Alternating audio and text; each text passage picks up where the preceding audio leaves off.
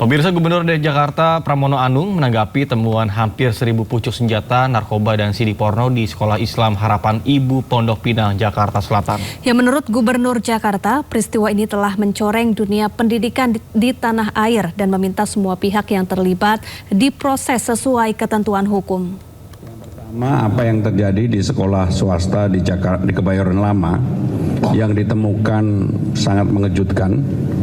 Senjata jumlahnya kurang lebih 995, kemudian ada narkoba, dan juga ada hal-hal lain.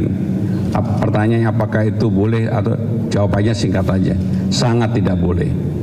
Dan yayasan ini benar-benar memberikan contoh yang tidak baik.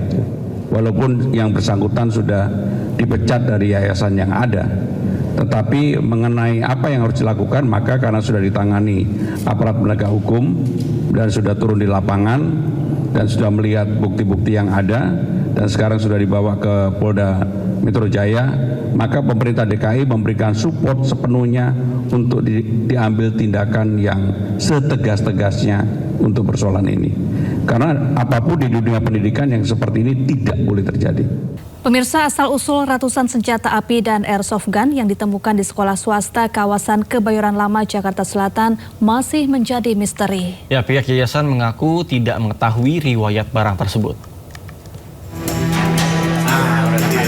Udah dijawab ya. Ada 4. Kuasa hukum Yayasan Sekolah Hermawanto menyatakan pengurus yayasan saat ini tidak mengetahui asal-usul ratusan senjata yang ditemukan. Berdasarkan keterangan para guru, selama ini tidak pernah ada kegiatan ekstrakurikuler menembak di sekolah. Menurutnya, pengurus baru mulai menjalankan tugas setelah mantan ketua Yayasan IWD dinonaktifkan.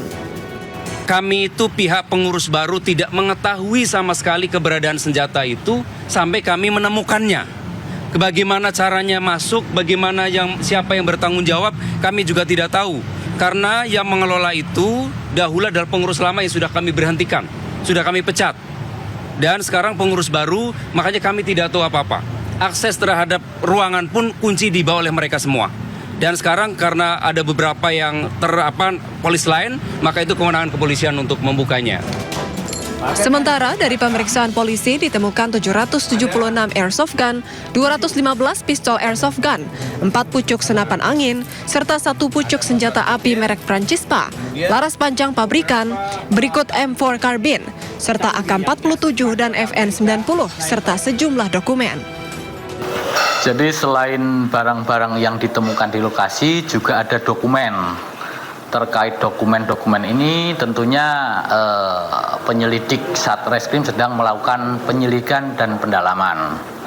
Langkah kami ini TKP di yayasan, informasi yang kami dapat dari yayasan, kami melangkah berawal dari keterangan pihak yayasan. Dan kemarin sudah ada saksi yang diinterogasi untuk menelusuri tindak lanjut dari temuan ini. Hingga kini penyelidikan masih berlangsung dan polisi akan mendalami seluruh keterangan dari masing-masing pihak untuk mengungkap asal-usul serta status hukum barang-barang tersebut. Dari Jakarta, Tim Liputan iNews melaporkan. Pemirsa, selain ditemukannya ratusan senjata api, narkoba hingga CD porno, ditemukan juga sebuah bunker dalam keadaan terkunci di gedung Yayasan Sekolah Swasta di Pondok Pinang, Kebayoran Lama, Jakarta Selatan. Ya, pihak sekolah belum berani membuka dan masih menunggu polisi untuk menindaklanjuti.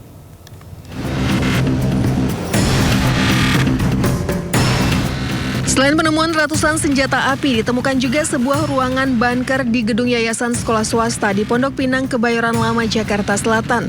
Kuasa hukum Yayasan Sekolah mengungkapkan jika pihaknya belum berani membuka lantaran khawatir bunker tersebut dijadikan tempat penyimpanan senjata. Berkaitan dengan informasi bunker, gitu ya, berkaitan informasi bunker itu rupanya kemarin sudah sempat dimasuki oleh aparat kepolisian. Jadi bunker itu sudah dimasuki dan sudah dipastikan bahwa itu tidak ada barang apa-apa lagi oleh pihak kepolisian. Jadi pada saat tanggal 5, ternyata kami tadi tanya-tanya kepada semuanya apakah polisi sudah masuk atau belum. Polisi sudah masuk ke dalam bunker itu. Itu sudah kami tanyakan tadi kepada teman-teman semuanya di dalam. Jadi sudah masuk pada saat tanggal 5 kemarin.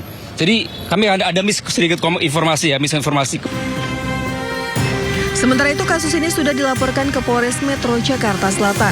Dari Jakarta Selatan, Anissa Rizkia Auliansyah, iNews melaporkan.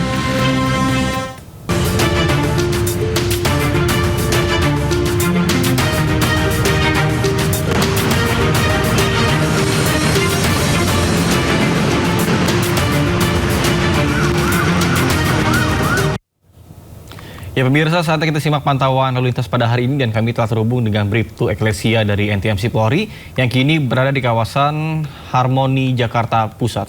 Ya, selamat pagi Bribtu Eklesia. Bagaimana pantauan arus lalu lintas dari tempat Anda melapor saat ini?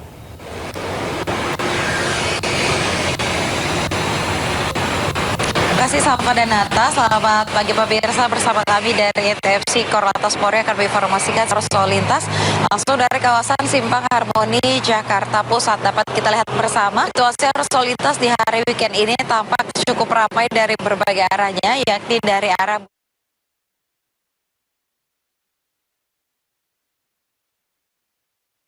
dan tetap kondusif lancar tentunya. Perlambatan kecepatan kendaraan hanya jalan antrean traffic light saja di kawasan ini, selepasnya kendaraan dapat melaju dengan kecepatan. Dan kami menghimbau kepada seluruh pengendara, pastikan Anda selalu bersabar dan berhenti di belakang ngantri jalan traffic light. Dan untuk situasi arus lalu lintas selanjutnya dari arah berbelok ke arah Kota Tua ataupun yang akan lurus menuju ke arah Pasar Baru juga tampak cukup lancar pada pagi hari ini. Kami menghimbau kepada seluruh pengendara untuk tetap berada pada jalur dan tidak merobos jalur yang berlawanan arah demi keselamatan diri Anda dan pengendara. Selanjutnya situasi arus lalu lintas dari arah Pasar Baru yang akan menuju Grogol juga tampak cukup ramai maupun yang akan berbelok kanan menuju Kota Tua. Dan kami menginformasikan bahwa pengendara yang mengarah ke Tua untuk selalu berhati-hati dan menjaga batas maksimal kecepatan kendaraan Anda dikarenakan ada jalan karena adanya proyek pembangunan MRT di kawasan ini. Kami juga terus menghimbau bagi seluruh pengendara yang melintasi kawasan ini untuk tidak jalur basis sebagai lajur kendaraan Anda karena dapat membahayakan keselamatan diri Anda. Berdata IRSMS Korlantas Polri, angka kecelakaan lalu lintas di seluruh Indonesia per 1 jam terjadi 288 kasus laka lantas, menyebabkan 30 orang meninggal dunia, 45 orang dan 336 orang luka ringan. Dari kasus laka lantas tersebut 67 jadi pada waktu siang hari. Untuk itu kami menghimbau kepada seluruh pengendara, pastikan Anda mematuhi rambu lalu lintas serta marka jalan yang berlaku dan mengikuti arahan serta petunjuk gas kami di lapangan. Bagi Anda pemirsa yang ingin mendapatkan informasi situasi arus lalu lintas selengkapnya, dapat menghubungi call center kami di 1500669 ataupun melalui nomor WhatsApp 0858 7150669. Selamat beraktivitas, hati-hati di jalan dan salam presisi. Demikian Bribtu Eklesia melaporkan, kembali ke studio. Baik, terima kasih Bribtu Eklesia atas laporan dari kawasan Harmoni Jakarta Pusat. Selamat bertugas kembali dan salam presisi.